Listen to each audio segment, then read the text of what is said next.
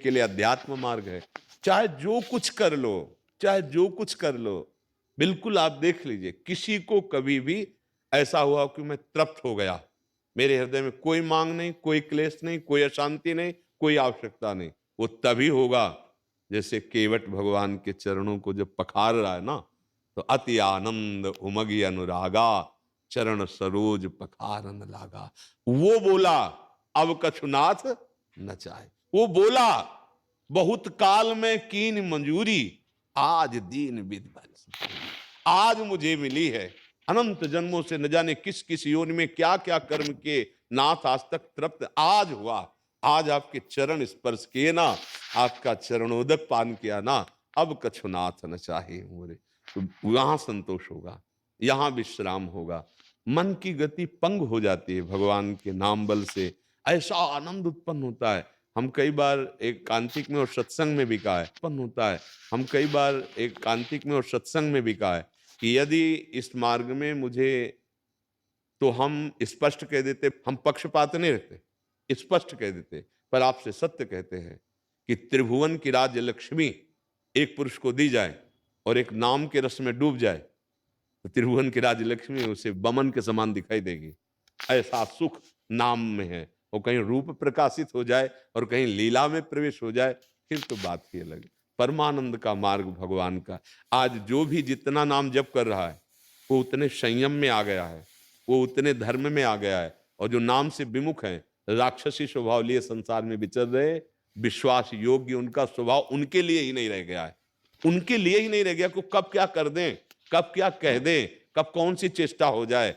हमें लगता है कि अगर हमें सुखी होना है, हमें आनंदित होना है, हमें दुख चिंता भय शोक मृत्यु से बचना है, तो राधा राधा राधा प्रभु का आश्रय लेकर, प्रियाजू का आश्रय लेकर हम नाम जप करें। आप देख लो, जो कर रहे हो वही करो, आप देख लेना कैसे सुधार होता है, नाम जप से कैसे सुधार होता है।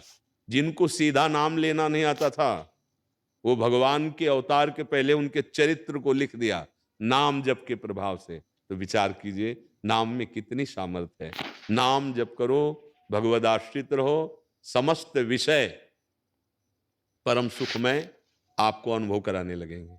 और ऐसे तो भटकते रहो, मिले। जैसे देखो, गांव में जब सत्यनारायण की कथा होती थी ना, बच्चे थे ना, तो पंचामृत बंटता था, नहीं मिल गए, तो ऐसा लगता था कि डबल लाइन पे चले जाओ, 3 बार चले जाओ। क्यों? भगवान का स्नान कराया गया ना, अर्पित किया इतना। अच्छा, राधा वल्लभ जी के मंदिर में इतना किनका, जैसे प्रसाद का इतना सुख मिलता है कि भगवत प्रसाद मिल गया, वही जाके आप 250 ग्राम दुकान में खरीद के खाओ, नहीं। समझ रहे? जब हम भगवत अर्पित हो जाते हैं, हमारा देह, हमारे विषय, हमारा मन सब परमानंद में हो जाता है। ये विषय फिर बाधा नहीं पहुंचाता, ये संसार उसके लिए माया नहीं रह जाता। जड़ चेतन जग जीव जत सकल राम में, वो जिधर देखता है उसे आनंद ही आनंद का अनुभव होता है, तब वास्तविक संतोष प्रकट होता है। अभी तो विषय जन्य थोड़ा, कभी संतोष हुआ, कभी असंतोष हुआ, कभी सुख लगा, कभी दुख लगा, पर सुख है नहीं।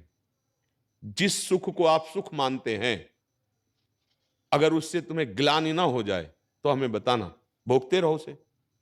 हम कह रहे रबड़ी है, खीर है, कोई भी विषय, कोई भी विषय बहुतायत उसे, तो तुम्हें घृणा हो जाएगी, बस भाई बस, और आपको गुस्सा आ जाएगा, हमने कह दिया बस, अब आपने क्यों डाल दिया। ऐसे ही सब विषय भोगों को देख लो, थोड़ी देर कामना के कारण आपको प्रिय लगते हैं, इसके बाद उससे वैराग्य हो जाता है, कुछ क्षण के लिए ही सही, पर लगता है नहीं बस अब नहीं कोई भी, तो फिर बस हो गई। तो इसका मतलब है उसमें वो नहीं मिला जो तुम चाह रहे थे, क्योंकि वो जब मिलता है तो प्रतिक्षण वर्धमानम, पान करता हुआ भी वो प्यासा ही रहता है। रात दिन अपने प्रभु का गुण गाकर आनंद हो, पर प्रभु के मिलन की चाह और मिला हुआ, पर बार बार मिलन की चाह और बार बार मिलता हुआ, फिर भी प्यास बढ़ती चली जा रही, ये है प्रेम। तन मन के बिछुरे नहीं, चाह बढ़े दिन रैन, कबों संजोग न मानहि, देखें भरी भरी नैन। ये है परम संतोष, परम आनंद, जिसमें एक विशाल प्रेम, एक विशाल आनंद, उसी के मन से हम वो विशाल चाह रहे हैं। अब छोटे छोटे गड्ढों में तृप्त होने वाले नहीं है, हमको आनंद समुद्र चाहिए। तो इसीलिए मानव देह भगवान ने दिया है। आप भगवद आश्रित होकर अपने कर्तव्य का पालन करते हुए नाम जप करें, सब ठीक हो जाएगा। अगला कदम जमाने की कोशिश करो, पीछा अपने अपने आप उठ जाएगा। और अगला ठीक से जमा नहीं तो पीछा उठाओगे, धम्म से गिर जाओगे। अगला है नाम जप, भगवत चिंतन, भगवत आश्रय, इस पर ध्यान दो। कुछ छूटे ना छूटे, इसको पकड़ो। जहां इसको पकड़ा तो पीछे से कदम उठाने की सामर्थ्य आपकी आ जाएगी। वैसे प्राय ये शिक्षा दी जाती है, ये छोड़ो, ये छोड़ो, ये छोड़ो। कैसे छोड़े? धम्म से गिर जाएगा। तन छाड़े मन गए रहे, दोनों ही दुख होए। उत्तम बात है, पर पकड़ो। मन का स्वभाव पकड़ना, तो आप पकड़ो, नाम पकड़ाओ उसको, प्रभु का लीला श्रवण पकड़ाओ, प्रभु की चरण सेवा पकड़ाओ, प्रभु का आश्रय पकड़ाओ। अब आप पीछे से कदम उठाओ विषय वाला, वो आ जाएगा, बराबर में आ जाएगा, क्योंकि पहला कदम ठीक से जम गया। अब हम लोग क्या करते हैं कि सही निर्देश ना मिलने के कारण सोचते हैं ये छोड़ दें, ये छोड़ दें, ये छोड़ दें। और जहां छोड़ा, मन जहां व्यथा किया, तो जो हम पहले थे उससे ज्यादा बनकर हम उस विषय का सेवन करने लगते हैं।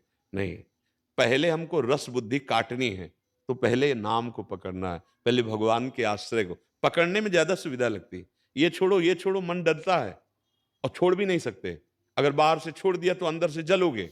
हमको रस चाहिए, तो हम पहले नाम का रस, भगवान के रूप का रस, लीला का रस, ज्ञान का रस, भक्ति का रस, योग का, कुछ भी इतने सिद्धांत हैं, किसी में चलो, एक में रस आ जाएगा तो विषय रस छूट जाए। विषय रस छूटा कि आप जो है वो अपना रस अनुभव में आने लगेगा। इसलिए वही परम संतोष है जो स्वरूपानंद है या भगवदानंद है।